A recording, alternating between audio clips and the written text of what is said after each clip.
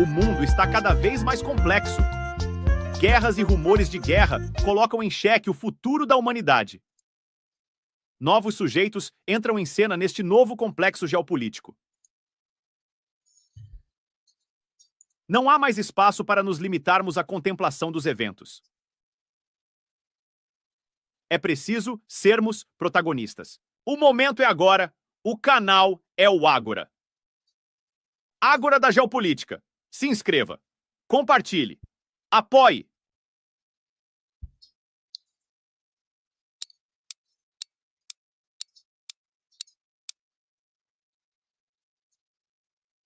Olá, boa noite a todos e a todas que estão acompanhando agora essa transmissão pelo Ágora da Geopolítica, em parceria com a RCP, a rede de canais progressistas, que congregam aí mais de 32 canais. Sejam todos e todas bem-vindos e bem-vindas, e caso você esteja nos acompanhando do México ou de Costa Rica, boa tarde. Eu digo México e Costa Rica de forma muito especial, porque os nossos convidados de hoje são desses países e é com alegria que a gente já antecipadamente os coloca aqui em tela.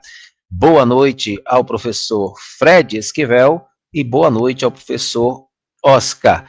Eu vou passar a palavra para a boa noite deles, gente, depois eu apresento eles, tá? E vocês que estão nos acompanhando, peço para que compartilhem este link, convide as pessoas para participar. Vamos falar hoje, vamos debater nessa hora, né, das 19 às 20 horas aqui no horário do Brasil, o tema Direitos Humanos na atual conjuntura geopolítica. Professor Fred, boa noite, muito obrigado pelo aceite. Boa noite, um gosto de estar acá compartiendo y aportaré todas mis perspectivas críticas sobre el tema de derechos humanos que he venido investigando hace ya más de 6 años. Muitas gracias. Oscar, eu vou apresentar daqui a pouco. Boa noite, mas eu passo logo para o Oscar. Boa noite, Oscar. Seja bem-vindo mais uma vez aqui no canal. Buenas noches, gracias por la invitación. Y pues también aquí conversando sobre estos temas que forman pues, un nudo importante del escenario actual, ¿no? Un nudo clave del escenario actual. Muchas gracias. Perfeito, gente. O professor Fred Esquivel Corella, ele é professor catedrático da Universidade de Costa Rica. Ele é investigador sobre direitos humanos, doutor em educação latino-americana, mestre em trabalho social e tem pós-doutorado em serviço social e política social pela Unifesp. Já o professor Oscar Gabriel, ele é economista, mestre em desenvolvimento regional, doutor em geografia e está aqui conosco mais uma vez. O professor Oscar já esteve em outros momentos. Muito obrigado pelo retorno, muito obrigado por esta atenção. E vocês que estão nos acompanhando, gente, podem participar ativamente. Boa noite aqui para Ju Bueno, ao professor Carlos, tá certo? E aos outros eu vou, na medida que a gente for conversando, eu vou habilitando aqui Cristiano e os demais que estão aqui, tá certo, gente? A ideia hoje é fazermos uma programação de interatividade, então fiquem à vontade para poder participar, e eu queria já iniciar contextualizando, né, um tema, para podermos, a partir desse tema, a gente ter essa interação. É que eu pesquisei, professor Fred, e sobre a Costa Rica, né, vi que, pelo menos em alguns artigos, algumas coisas que eu li, ela é um país que tem aí uma certa estabilidade, né, com relação à questão política na sua participação. Consta hoje com um partido, que pelo menos, eu não sei se houve alguma outra mudança, mas o partido, o PPSD, né, que é um partido social-democrático, Progresso Social-Democrático, e ele tem, assim, uma posição que, salvo maior, assim, outro entendimento, é uma posição semelhante ao que a gente chama aqui no Brasil de partidos de direita, né? Ou seja, um partido que ele é mais voltado para a questão mesmo de discursos contra o sistema, né? E eu queria, professor, que o senhor pudesse iniciar com uma exposição sobre o teu país, e para o Oscar, que convive uma outra realidade, né? A presidente a presidente, chama, Oscar, presidenta ou presidente no português? Aí, porque aqui quando era Dilma, Presidenta. presidente, pronto. Presidenta, Porque aqui, y así lo ha isso, pedido ella. Era como un uso, decir presidente, dejarlo en una especie de género neutral, pero ella misma ha dicho que se le llame presidenta porque eso define también certo, la nueva posición pronto. de las mujeres, ¿no? Eu perguntei porque a presidenta Dilma, ela exigiu ser chamada de presidenta e nós chamávamos ela de presidenta. Professor Fred, eu queria que falasse um pouco sobre o governo hoje do teu país com relação à questão da posição política no cenário mundial, né, em termos da geopolítica mundial, se o PPSD, que é o partido que está no governo, ele representa realmente essa força política ou seria apenas um tipo de reconfiguração de uma direita uma direita tradicional que está em construção. Se eu pudesse falar um pouco sobre como é a conjuntura do teu país, pode falar, por favor? Muchas gracias. Bueno, en realidad, toda esta región centroamericana, en el marco de los procesos de este siglo XXI, han tenido una reconfiguración política, digamos, bastante marcada hacia los intereses de los Estados Unidos en el proceso de crisis estructural del capitalismo internacional. Y eso ha conllevado a una movilización de los sectores de derecha y de extrema derecha en nuestra región a reconfigurar fuerzas políticas, por un lado, que busquen neutralizar aquellas iniciativas más de carácter popular y con perspectivas, lo que fueron un poco más aquellos gobiernos progresistas, pero por otro lado también a tratar de responder a las demandas geopolíticas propias de los Estados Unidos. Entonces, Costa Rica históricamente ha sido un país aliado a los intereses norteamericanos y a pesar de que durante el siglo XX, gran parte del siglo XX, lo que hubo fue un bipartidismo, dos partidos políticos que se alternaban en el poder. En el siglo XXI encontramos un quiebre de ese bipartidismo y el aparecimiento de otras propuestas partidarias cada vez más marcadas, la mayoría hacia la derecha y cada vez más marcadas hacia una agenda ultra neoliberal, que viene a caracterizar fundamentalmente el partido político que está en el gobierno, que se articula también digamos, de forma muy estructurada a lo que sucede, por ejemplo, en El Salvador con Bukele, a lo que ha pasado también en Panamá un poco, y a ciertos intereses también que se ven reflejados en el gobierno, por ejemplo, en Guatemala. Entonces, digamos, es una cuestión más regional que solamente el país, pero en el caso de Costa Rica, la línea generalmente ha sido, en los últimos tiempos, de orientación de derecha. Perfeito. Antes de comentar, eu queria passar a palavra ao professor Oscar. Naturalmente, vive um momento contrário, mas já também teve, durante um tempo, uma gestão que era mais voltada para a direita. Eu queria que você contextualizasse um pouco, Oscar, como é o cenário que vocês estão vivendo hoje, só para que o público conheça os dois cenários.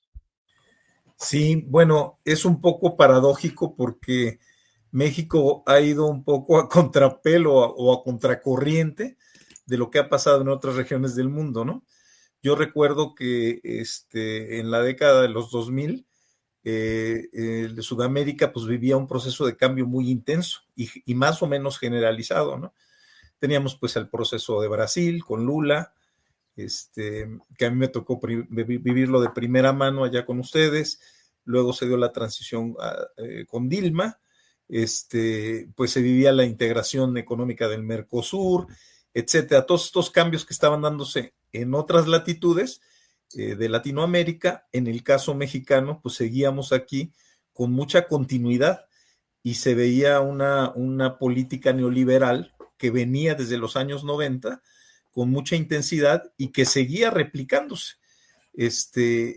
Aquí más o menos la alianza política pues era se intentó desde la perspectiva neoliberal establecer un bipartidismo, ¿no? entre el PRI y el PAN, el Partido Revolucionario Institucional y el Partido Acción Nacional, y más o menos llevarla de esa manera, marginando permanentemente a la izquierda y dejando fuera de las decisiones al conjunto de la población. Esto tuvo una ruptura más recientemente, en 2018, cuando una lucha que ya tenía varias décadas pues, pudo concretarse y canalizarse la crisis de ese sistema económico y político, canalizarse en un cambio hacia la izquierda, ¿no? Y justo cuando, para cerrar, justo cuando el cambio se da hacia la izquierda, en el caso mexicano, pues empiezan en general, ¿no? En general, habría que ver cada caso específico, pero en general empieza a darse un viraje hacia posiciones de derecha en otros países, ¿no?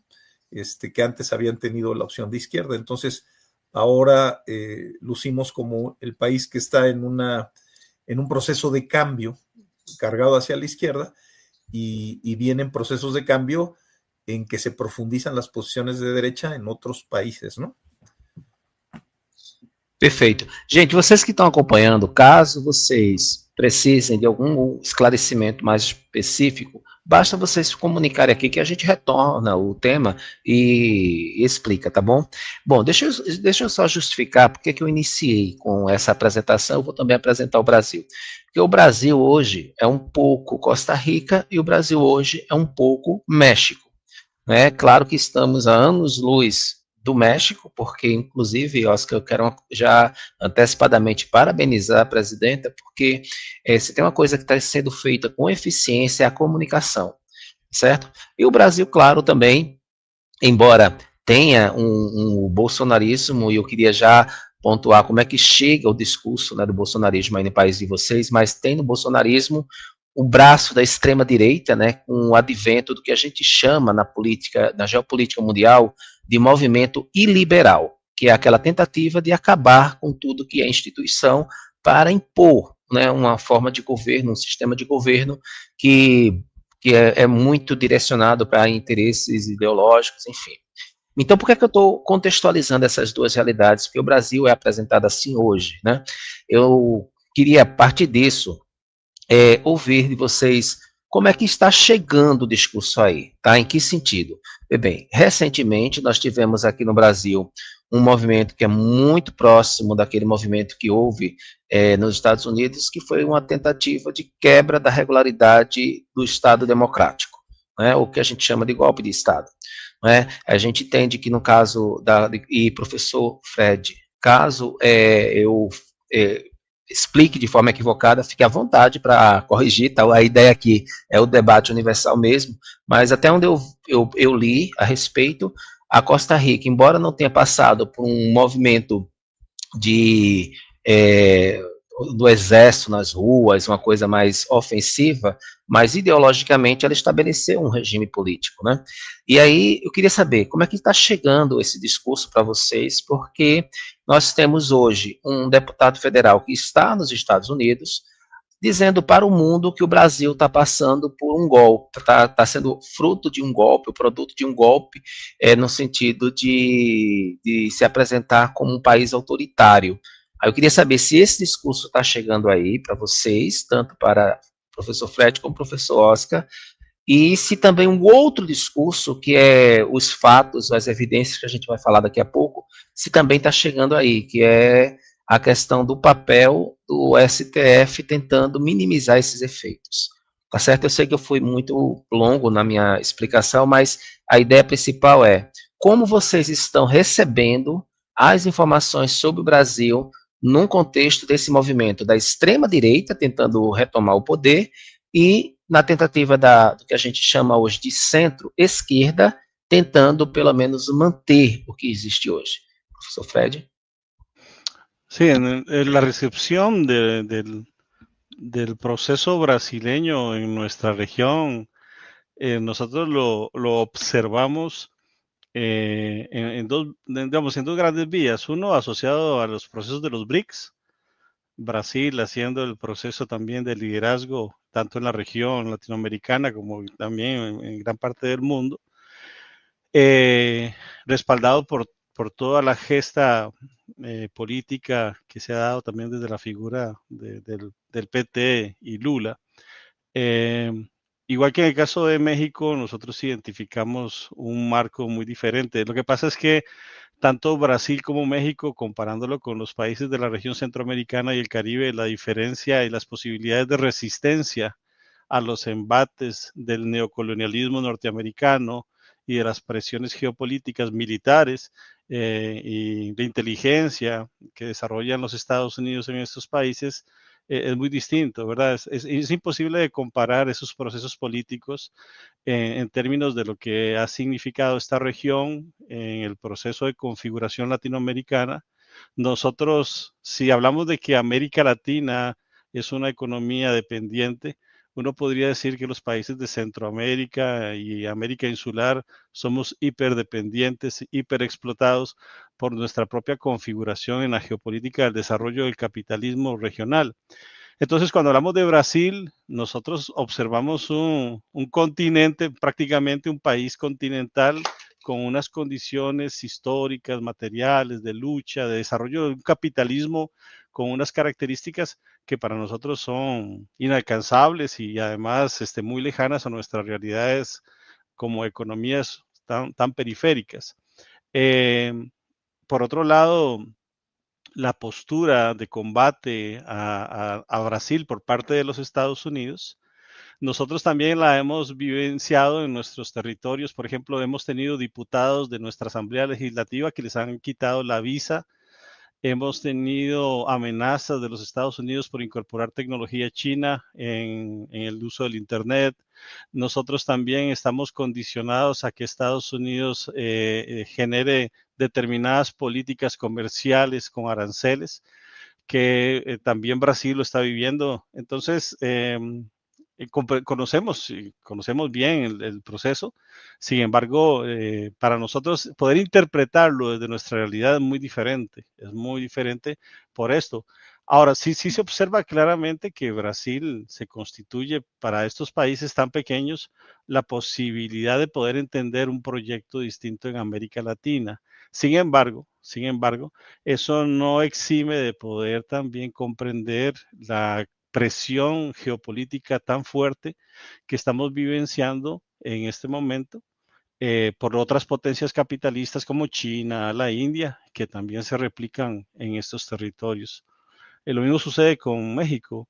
Desde el gobierno anterior de Morena, nosotros también observábamos ciertas posibilidades de resistencia a esa lógica imperialista norteamericana en México, pero que para nosotros también colocaba distancias muy significativas por esta relación tan diferente con un país tan grande, con tanto potencial económico, con un lugar geopolítico también muy particular que Estados Unidos no puede maniobrar como maniobra acá en el Canal de Panamá o en la zona del Caribe.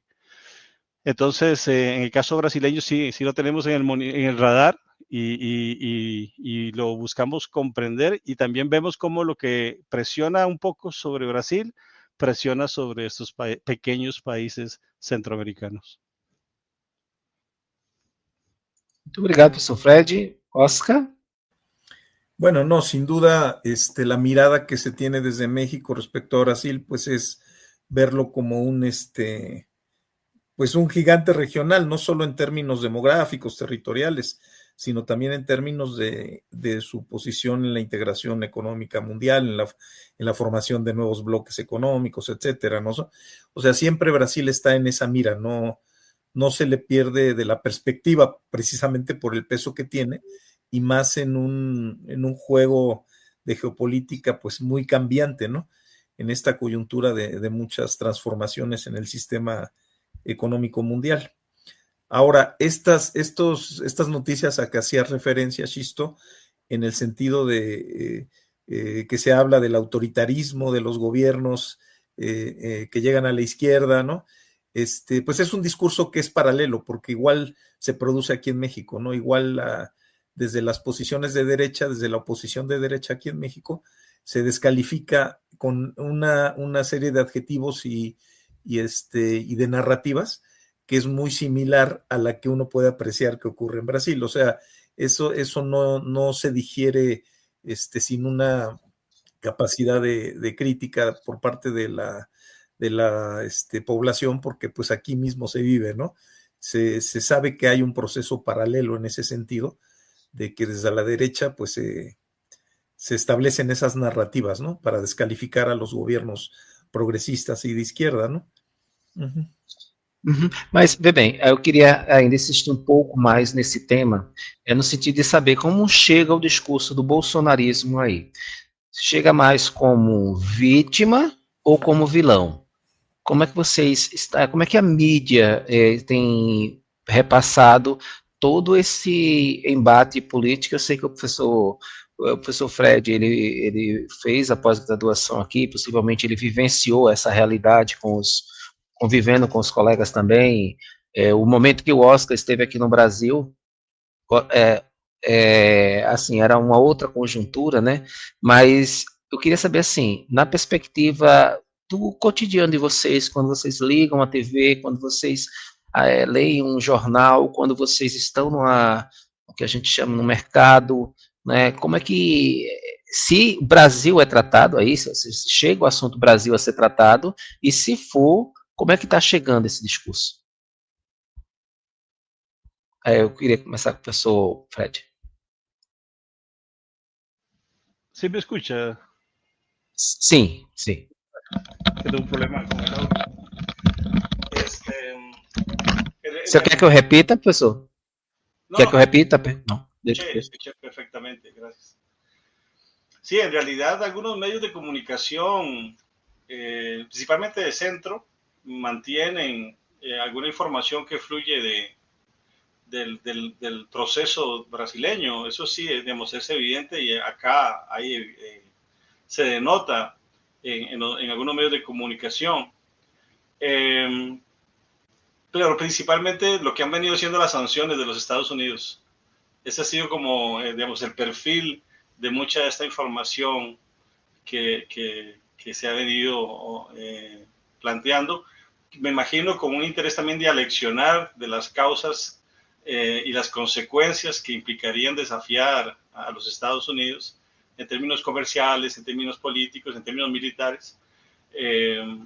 Que también lo estamos viendo por otro lado, un gran aumento de la información de lo que está pasando en Argentina con Milei, donde Estados Unidos está haciendo también un proceso de penetración, de administración de la economía argentina, que también para nuestras economías tan frágiles regionales tienen lugar, pero en el caso, o sea, Brasil no pasa desapercibido de las lecturas de estas regiones, pero sí se enfoca más en las consecuencias que está viviendo Brasil a partir de las reacciones de Estados Unidos por estas políticas para amedrentar las directrices en función ya sea de la participación con los BRICS o en función de la resistencia a la injerencia de los Estados Unidos en la política y en la administración de la justicia brasileña. Muchas gracias, profesor Fred. Oscar. Sí, respondiendo directamente a tu pregunta, no creo, por lo que te decía hace un momento, no creo que la perspectiva que tenga la población de México de un personaje como Bolsonaro en general sea una perspectiva de héroe, ¿no? Por más que la narrativa que intentan construir es esa. O sea, el punto de comparación de otros personajes de ultraderecha dentro del propio país te hace saber muy claramente lo que significa un Bolsonaro, ¿no? Entonces, ahora que estas posiciones se han evidenciado mucho, se han debilitado y que la población no está de acuerdo, al menos aquí en México, se ha logrado manifestar organizadamente en contra de esas posiciones de ultraderecha, pues al hacer la lectura de un personaje como Bolsonaro, como un Milei que refería Freddy, ¿no? Estos personajes sí se ven en su dimensión pues perversa, en su dimensión negativa para el desarrollo de las naciones latinoamericanas. Creo que eso no se altera, o sea, sí esa visión sí permanece, sí prevalece. Y por más que las narrativas de los medios se esfuercen en hacer apología de ese tipo de personajes para hacer apología de los personajes de ultraderecha que tenemos internamente, no pasa esa visión de que son personajes que son positivos para el desarrollo de los países, para las economías nacionales, para la autonomía, la soberanía de los países. No pasa, ese discurso ya no pasa más, ¿no? Ok, graças, Oscar.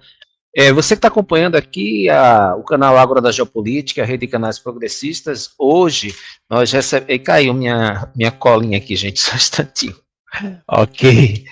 Hoje a gente está recebendo o professor Fred Esquivel Corella, que é professor catedrático da Universidade de Costa Rica, e o pesquisador Oscar Gabriel Gonzalez, economista também, pesquisador e doutor em geografia. Estamos debatendo hoje sobre a questão dos direitos humanos na atual conjuntura geopolítica. Iniciamos com a geopolítica. Eu queria trazer agora o debate mais para a questão dos direitos humanos, que é a especialidade do professor Fred, mas que o Oscar, claro, pode estar também debatendo.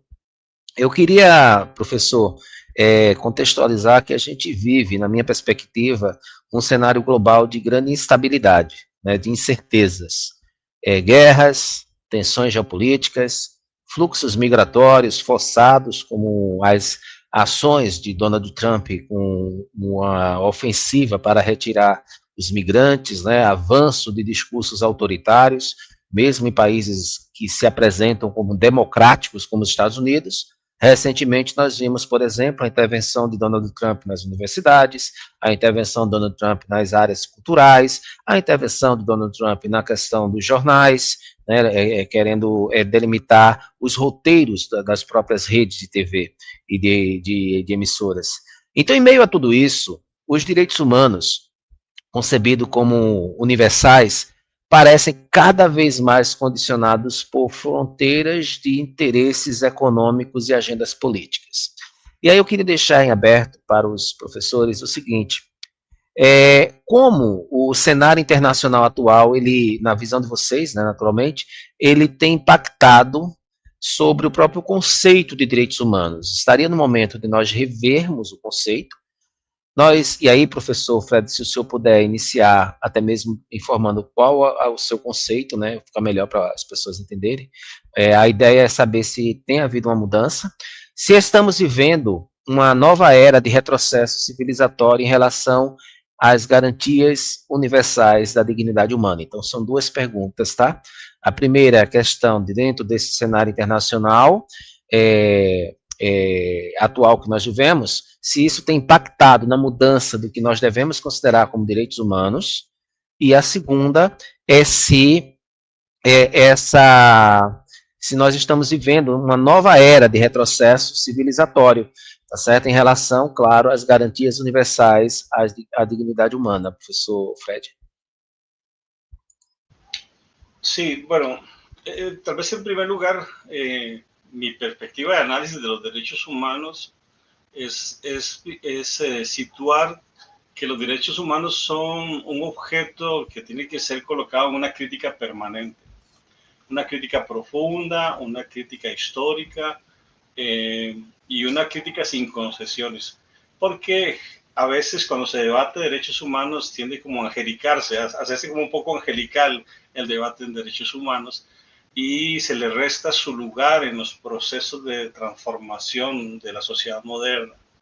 Originariamente los derechos humanos tienen una hipoteca con el proceso de organización de la sociedad burguesa capitalista, ¿verdad? Eso está ahí claramente establecido, ya muchos análisis se han desarrollado, y eso coloca la necesidad de entender que el proceso de potenciación de los derechos humanos, especialmente después de la Segunda Guerra Mundial, cuando Estados Unidos se coloca como el hegemón de la reorganización de la geopolítica financiera, económica, militar internacional, los derechos humanos son un recurso que viene a acompañar ese proceso de imperialismo norteamericano, ¿no?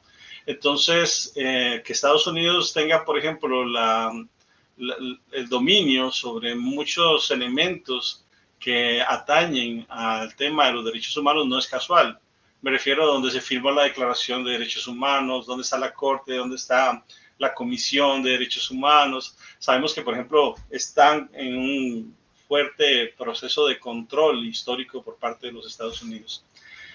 Y los derechos humanos están impregnados de la decadencia ideológica clásica de la sociedad burguesa capitalista, ¿verdad? Entonces, yo diría en este contexto histórico que nos está correspondiendo vivir en el siglo XXI, que los derechos humanos han agotado un ciclo porque las mismas fuerzas sociohistóricas que lo impulsaron, lo legitimaron y los institucionalizaron también han agotado un ciclo que es fundamentalmente el dominio de los Estados Unidos como el principal hegemón de la organización geopolítica internacional. De tal manera que lo que nosotros observamos hoy día no solamente es un decaimiento y un proceso civilizatorio timoniado por los Estados Unidos, sino que con ello también un proceso donde el debate de derechos humanos entra a ser interrogado por la funcionalidad que adquiría en estas dinámicas. Y bueno, observamos también en estas reorganizaciones de la economía capitalista internacional la intencionalidad de que haya diferentes polos, ¿verdad? Lo cual cabría preguntarse si la humanidad estaría como acercándose a diferentes patrones de derechos humanos según los polos de poder a los cuales se adscriban las diferentes poblaciones y territorios y dinámicas económicas. Entonces, sin duda estamos en un contexto donde, por ejemplo, podemos observar que la presión de China y el marco de derechos humanos que ahí podría potenciarse no necesariamente está hilvanado, conectado, fácilmente relacionado con el tema de los derechos humanos que Occidente desarrolló durante estas décadas y que se fue colocando como un ideario de derechos humanos desde Occidente, ¿verdad? Desde el Occidente capitalista norteamericano principalmente hacia otras regiones. Y en el caso de nuestra región latinoamericana, el tema de los derechos humanos, sabemos que hoy día, especialmente hoy día, con estos procesos ultra neoliberales, han puesto en evidencia la imposibilidad de que el capitalismo pueda materializar derechos económicos, sociales, culturales y políticos en un proceso de irracionalismo barbárico como el que estamos vivenciando, ¿no? Bueno, veamos el Premio Nobel de la Paz recientemente asignado, ¿verdad? Y respaldado por las Naciones Unidas. Veamos, por ejemplo, la condición de Gaza, ¿verdad? El exterminio y el genocidio en Gaza y cómo ese asunto poco realmente incide en los derechos humanos para direccionar el futuro de estos pueblos. Ni se diga del pueblo ucraniano o el pueblo ruso que está en el centro de una guerra de las oligarquías financieras que operan ahí. Entonces, profesor, mi análisis hoy día es que lo que conocemos como derechos humanos ha cumplido un ciclo en relación también a este proceso de decaimiento, de crisis de los Estados Unidos como potencia, pero también de la reorganización del capitalismo internacional y las potencias que ahí operan. Lo cual no significa que sea una conquista para la humanidad haber logrado colocar ese elemento en las luchas sociales, en las posibilidades de reivindicación. Sin embargo, pareciera ser que cada vez se estrecha más el margen de materialización efectiva de estos derechos humanos. Perfeito, professor Fred. Oscar? Bueno, yo, sin ser especialista en el tema, retomo esa idea que de alguna manera está implícita en la participación de Freddy, en el sentido de que el significado, entiendo que por ahí va, ¿no? En el sentido de que el significado de los derechos humanos está dado por el contexto sistémico de la propia sociedad. O sea, la sociedad capitalista va transformándose y lo vemos hoy actualmente en esta espiral de decadencia y esa vigencia de esos derechos y de otros y de las instituciones que los garantizaban de alguna manera, pues también van transformándose y adquiere una connotación completamente distinta, ¿no? Esos derechos humanos. Ahora, también puedo apreciar que la cuestión de los derechos humanos en nuestras sociedades es multiescalar, en el sentido en que, por ejemplo, en el caso mexicano, ¿no? había un poco la aspiración de que el asunto del respeto a los derechos humanos iba a poder lograrse de manera como casi automática al lograr una transformación como la que está viviendo el país. Sin embargo, la problemática de derechos humanos no se resuelve a esa escala de cambio de un gobierno nacional, ¿no? Sino que es una cuestión tan compleja que sigue habiendo muchos problemas en torno a derechos humanos, a pesar de que el contexto de un país sea gobernado por una postura política que pues, es favorable a defender los derechos humanos, pero la violación de los derechos humanos está arraigada o entretejida con las relaciones cotidianas, con las relaciones regionales, y en lo que se deshace eso no es tan fácil, ¿no? Entonces, sí es una problemática esta de los derechos humanos, pues que tiene que ver mucho con el propio contexto del sistema, en diferentes escalas, ¿no? Eso seria o que eu poderia visualizar. Gracias. Perfeito. Deixa eu só continuar insistindo um pouco mais com o tema, agora trazendo também para um debate da questão geopolítica. Bem, aqui no Brasil, nós vivenciamos durante aquele triste período da Covid, várias ofensivas, né, principalmente do Bolsonaro, com relação ao sofrimento que a população passava. Ele chamou, por exemplo, a gripe, a Covid de gripezinha, imitou pessoas morrendo, ele menosprezou, né, familiares que estavam passando por situações de luto, dizendo, estão morrendo, e daí eu não sou coveiro? Várias frases nesse sentido.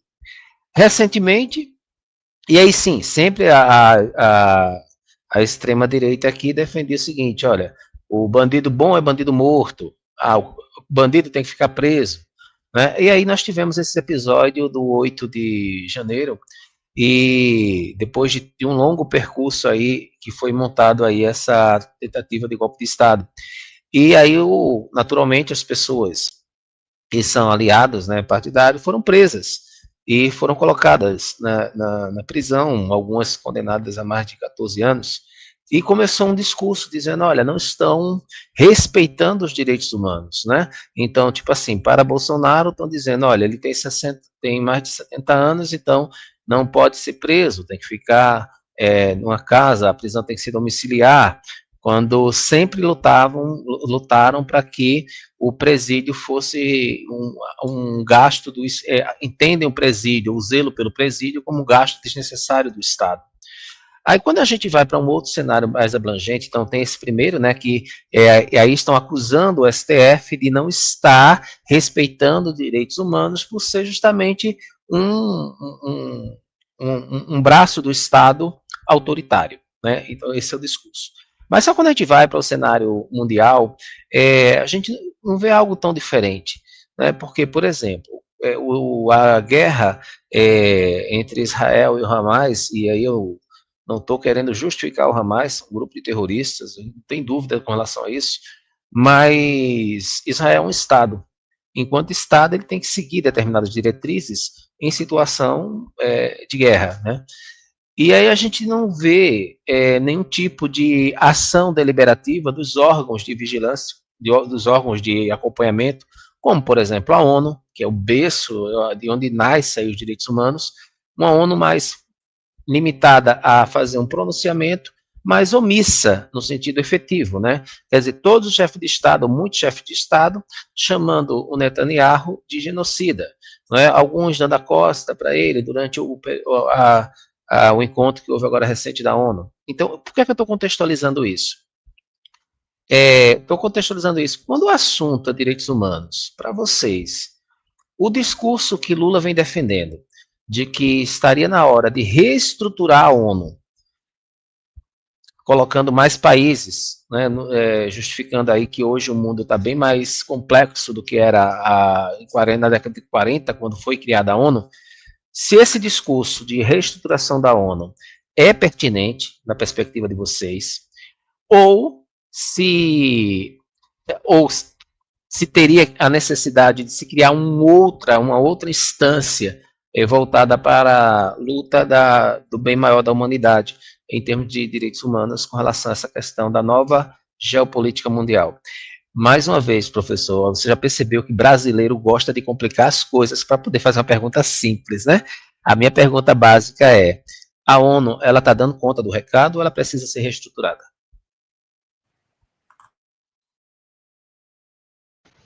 Contesto yo. Sí, gracias. Bueno, es que en realidad es evidente que la ONU también es una organización en materia de derechos humanos que también quedó corta en relación a la posibilidad de tratar, porque siempre la ONU ha tratado, no es que lo ha logrado, sino que ha tratado de establecer ciertas maniobras ante los procesos de transformación, de desarrollo de la economía internacional.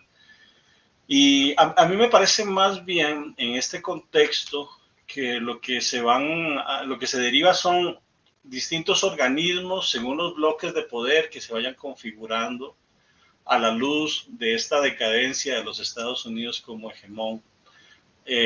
Me imagino que la ONU podrá jugar un papel logístico de articulación sin.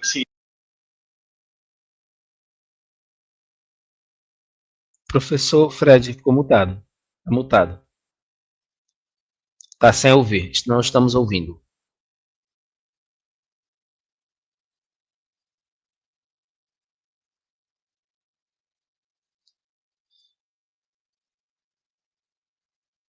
Professor, tente sair da sala e retornar, talvez ajuste, tá certo?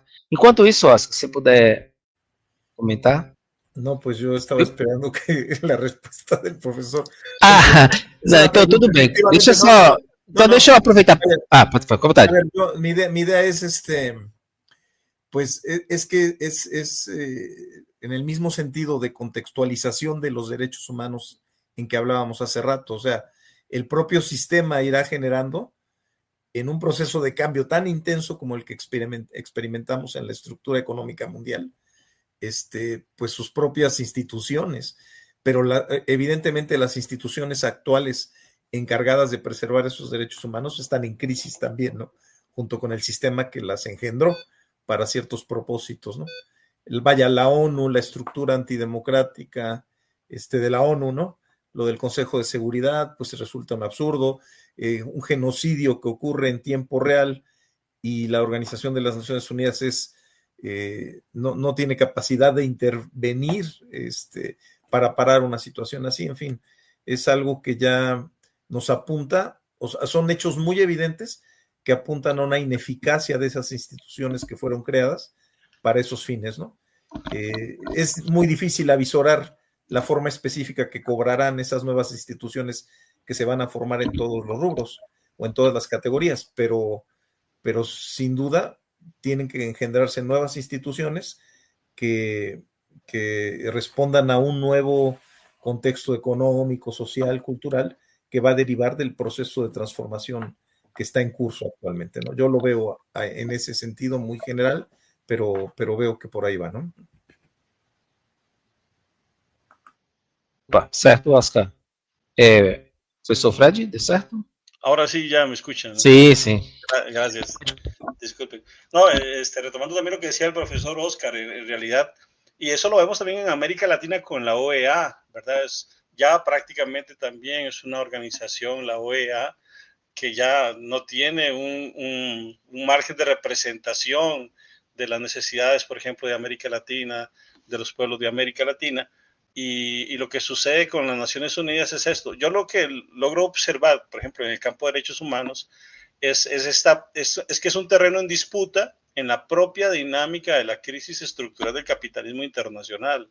Y hacer un terreno en disputa se instrumentaliza para poder ser colocado en función de determinados intereses y determinadas agendas políticas.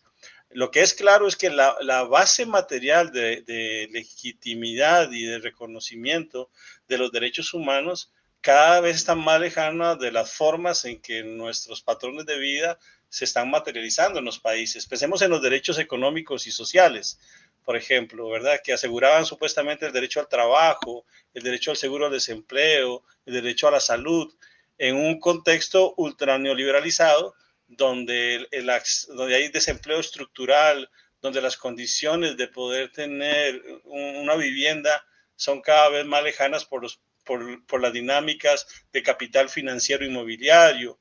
Entonces, por eso yo digo que a la luz del desarrollo del capitalismo internacional contemporáneo, los derechos humanos y las organizaciones que están relacionadas con derechos humanos han ya cumplido un ciclo, y es un ciclo muy complejo, porque es un ciclo que nos está también llevando a reflexionar desde la barbarie que estamos vivenciando en estos contextos, con todos los ejemplos que hemos puesto acá em esta conversação. Ok, perfeito. Vocês que estão acompanhando, gente, quero agradecer, pedir para que vocês compartilhem este link para que outras pessoas também tenham acesso, tá bom? Nós estamos gravando essa live, depois vai para o podcast do GIDS, que é o grupo de pesquisa GIDS, e que estamos transmitindo de forma simultânea para a rede de canais progressistas, uma rede composta por mais de 32 canais, e para o canal A Ágora da Geopolítica, tanto no YouTube como no Facebook. Tá bom? Recebemos hoje o professor Fred Esquivel e o professor Oscar Gonzalez para debater o tema direitos humanos e atual conjuntura geopolítica. Tem um comentário aqui de Carlos Lima, que é professor aposentado da Universidade Federal de Campina Grande. A ONU é berço também e principal para o nascimento e criação do Estado de Israel. Certo? Eu queria ainda, já são 19h50, vamos seguindo para o último bloco, falar sobre justamente nesse contexto geopolítico, incluindo aí a questão das geotecnologias, né? Em primeiro lugar, o que é que a gente analisa? O significado de direitos humanos sendo apropriado de acordo com a cosmovisão que se defende. Então, se a cosmovisão predominante é de um Estado que tem uma perspectiva de extrema-direita, quer dizer, liberal, né? Um Estado iliberal, quer dizer, um Estado que vê nas instituições uma fragilidade. A intervenção na geopolítica, ela pode sim ser aplicada, né? Pode interferir diretamente nos direitos humanos. A minha pergunta é: podemos falar em instrumentalização ideológica da política de direitos humanos hoje, quer dizer, retirando alguns ou outros, né, um ou outro personagem da vida política? Eu cito mais uma vez o presidente Lula, quando ele fala sobre a fome, ele fala de fato daquilo que ele sente, mas a gente, quando ouve, né, vários outros debates em vários países, muito se utilizando de um termo para tentar vender um discurso. Então, a pergunta básica, objetiva é: podemos falar em instrumentalização política dos direitos humanos? E quando se trata da questão dos direitos humanos e as novas fronteiras tecnológicas, como vocês visualizam algum risco com relação a esse avanço da tecnologia com relação aos direitos humanos? Eu vou citar um exemplo, né? Hoje, com a IA, qualquer um pode pegar um vídeo nosso e criar uma fala, criar até mesmo a imagem, a nossa imagem, e publicar, e como se fôssemos nós, e fala o que se quiser e não tem controle. E aí entram vários temas, né? Estamos no momento em que há necessidade de se debater se tem um controle das redes sociais. Isso é importante regularizar as redes sociais. Escolha um dos temas, fique à vontade para comentar, por favor.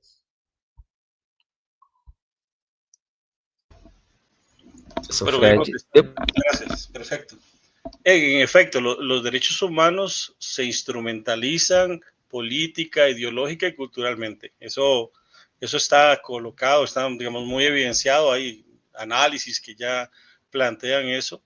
Y no está mal pensar que los derechos humanos son un recurso ideológico en la lucha social, ¿verdad? Son parte, entendiendo la ideología como un recurso para poder atenuar los conflictos y también para poder avanzar en las luchas de las agendas de determinados movimientos sociales y de ciertas luchas históricas. Entonces, es claro que los derechos humanos tienen ese lugar ahí y van a, como les señalaba antes, como es un terreno en disputa, van a tener siempre abiertas las posibilidades que las fuerzas políticas los incorporen. Ahora, la perspectiva crítica de los derechos humanos, eso sí, suele ser más incorporado en los sectores de izquierda. La perspectiva crítica de los derechos humanos. No naturalizarlos, ¿verdad? No institucionalizarlos solamente en la función de un Estado neutral, ¿verdad? No colocarlos solamente como un recurso mecánico, sino darles un sentido histórico, un sentido de contradicciones, un sentido de un momento de la historia y no el fin de la historia, porque a veces se cree que el cumplimiento de los derechos humanos sería el fin de la historia porque hay una ciudadanía plena, un ser humano pleno, y no, digamos, los derechos humanos tienen unos límites estructuralmente colocados por el propio desarrollo de las relaciones de clases, las relaciones históricas, relaciones patriarcales, de género, étnicas, etcétera. Entonces, eso es importante colocarlo. A partir de mi experiencia, la perspectiva crítica de derechos humanos sí es más del sector de izquierda, la perspectiva más naturalizante, más institucionalizada, más mecanicista, suele ser de derechos humanos de la parte más de la derecha, ¿no? Ahora, por otro lado, en la parte de la tecnología, sí, claro, el uso de la tecnología, la inteligencia artificial, la digitalización, los procesos de Internet de las cosas, eso está colocando en discusión un conjunto de asideros muy amplio en materia de derechos humanos. Sabemos que, por ejemplo, la inteligencia artificial se ha demostrado que es racista, se ha demostrado también que la inteligencia artificial tiende a estereotipar, tiende también a orientar ciertos preceptos ideológicos para la interpretación de determinados objetos o fenómenos sociales. Pero claro, también hay que reconocer que la inteligencia artificial aparece como una mercancía en el proceso de consumo, de reproducción del capitalismo en este momento, ¿verdad? Y juega un lugar más importante que los derechos humanos. ¿Quién está invirtiendo en derechos humanos? Casi nadie, pero ¿quién está invirtiendo en inteligencia artificial? Se sabe que es una beta dentro de las inversiones de las grandes empresas transnacionales a nivel internacional, para poner solamente un ejemplo. Pero hay bastantes estudios que están demostrando este conflicto tan fuerte entre los avances tecnológicos y el tema de los derechos humanos. Perfeito, professor Fred. Oscar? Bueno, yo creo que efectivamente los derechos humanos no existen en abstracto o como un ideal que opera por encima de las transformaciones de la sociedad. Al contrario, adquiere una connotación muy concreta. Pasa un poco como con el concepto de democracia, ¿no? ¿Quién habla de democracia? ¿Desde qué perspectiva? ¿Quién habla de derechos humanos y desde qué perspectiva? Porque, por ejemplo, en el caso de este proceso de transformación que vive México, pues sí encontramos que una de las banderas, como ya lo mencionabas tú, Xisto, también en el caso de Brasil, una de las banderas de la derecha es los derechos humanos, cierto tipo de derechos humanos para ciertas élites que han visto alterados sus privilegios, su inserción en el sistema social. Entonces, ahí es donde surge esta etiqueta o este tema con una connotación muy específica clasista de derecha de los derechos humanos, ¿no? Entonces, siempre adquiere esa connotación. Sí, sin duda el tema de los derechos humanos siempre está instrumentalizado. Y me remite también un poco a esto de los derechos feministas, ¿no? De la lucha feminista. Ocurre de la misma manera, ¿no? En el caso mexicano, una parte del discurso de la derecha recientemente pues ha ido hacia la defensa de los derechos de las mujeres, ¿no? Obviamente con todo un sesgo, con toda una orientación para defender, para poder estar en contra del proceso de transformación, ¿no? Entonces sí es de esos conceptos que adquiere esa connotación. Ahora, pasando al otro punto, al de cómo ese cambio tecnológico que forma parte de la transformación de la sociedad de unas décadas para acá, pues implica también nuevos desafíos al concepto de derechos humanos y a otros conceptos, ¿no? Yo nada más pensaría más que en inteligencia artificial, más que en estos temas más recientes que sin duda son muy importantes, un tema que ya tiene una discusión pues ya hasta cierto punto antigua, ¿no? La cuestión de la inclusión digital. Yo lo vivo muy de cerca con mis estudiantes de barrios pobres. O sea, tú te preguntas, el mundo ya está digitalizado, las compras se hacen vía internet, hacemos chats o discusiones como esta, poniéndonos en contacto en diferentes partes del mundo, y sin embargo, aunque ya llevamos varias décadas en esa lógica, hay una parte importantísima de la población que sigue siendo excluida del acceso a los medios digitales, no los más sofisticados, los más básicos, ¿no? Entonces, hay una precarización también de estos derechos a la inclusión digital, porque quizás también está esa estructura social, ¿no? ¿A qué puedes acceder? ¿A qué medios digitales tienes derecho a acceder y a cuáles no, ¿no? O sea, hay población que simplemente podrá acceder a un celular y a un grupo de WhatsApp para funciones de consumo más básico, ¿no? Y habrá quienes tengamos el privilegio de poder estar utilizando los medios digitales para educarnos, para poder conocer otras realidades, etcétera. O sea, ahí también hay una diferenciación del derecho a la inclusión digital, pues tajante, importante, ¿no? Nada más con eso. Perfeito, Oscar. Perfeito, professor Fred. Bom, quando o assunto é bom, passa muito rápido, né? Estamos aí no final. Eu quero agradecer mais uma vez a participação de vocês. Aliás, vou passar a palavra caso vocês queiram acrescentar algo a mais, queiram divulgar algum projeto, alguma atividade, fiquem à vontade, tá? Para falar para nós, para compartilhar conosco, professor Fred. Oh, muchas gracias. Bueno, no, prácticamente yo parte de mis estudios en crítica a los derechos humanos los realicé en Brasil. Brasil tiene una enorme cantidad de núcleos de investigación, de centros de investigación, de revistas, de personas muy calificadas en estas discusiones. Y yo creo que ahí Brasil es un faro muy importante para América Latina en estas discusiones que tienen distintas ramificaciones y muy complejas. Entonces, más bien quisiera dar las gracias porque gran parte del debate que yo he logrado ir sistematizando para esta parte de nuestra región se deriva de las experiencias de Brasil en las diferentes universidades públicas. Entonces, más bien invitar a las personas a que se acerquen a estos espacios porque la mayor riqueza de perspectiva crítica en derechos humanos en América Latina en este momento está en las universidades públicas brasileñas. Muchas gracias, professor Fred. Professor Oscar. Pues yo quería más que nada agradecer la invitación y yo estoy dispuesto a participar en esta red Ágora, ¿no? Ágora se llama la red.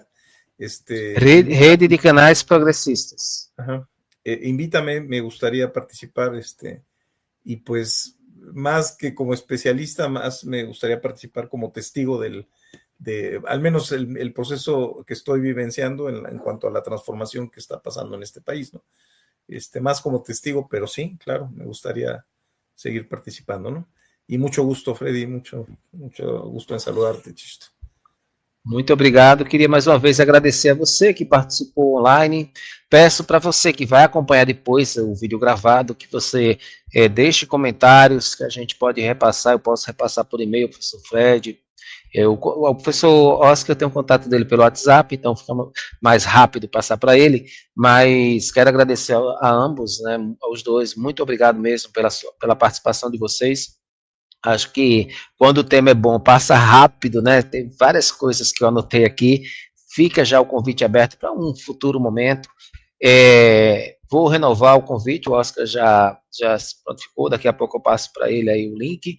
E, professor, também fique à vontade, tá? É uma rede que a gente tem composta por sociólogos, economistas, geógrafos, enfim, profissionais de diferentes áreas, tá bom? Então esteja também convidado, tá certo?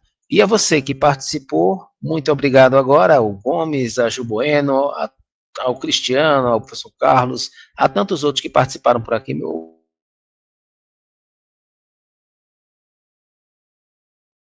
Está travando um pouco a internet para mim aqui, eu não sei se voltou, acho que voltou agora.